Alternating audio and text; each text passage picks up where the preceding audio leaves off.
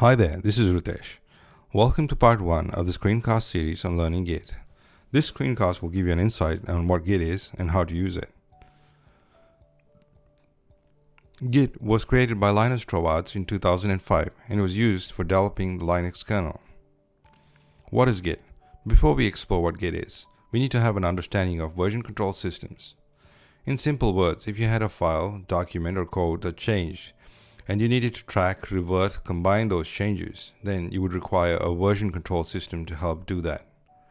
Git is a distributed version control system used for tracking changes.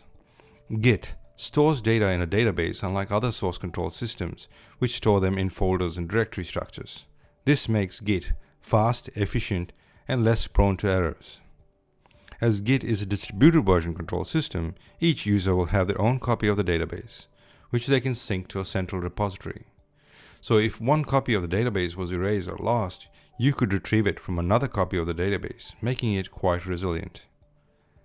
Git is quite unique when it comes to source code management, as it consists of a staging area, where you can review and choose specific changes you want to commit to the repository.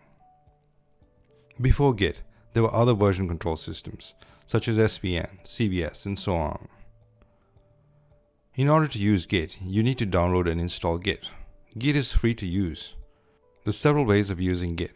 You can use Git from the command line, or you can choose to use a GUI-based client such as SourceTree, Gitkraken, Tortoise, and so on. You can use the URL to find a number of GUI-based Git clients for various operating systems. You can also find this URL in the description below. There are many hosted Git repositories. Some are free and some are paid for. I hope you had an insight in what Git is and how to use it. Join me in the next screencast to start using Git.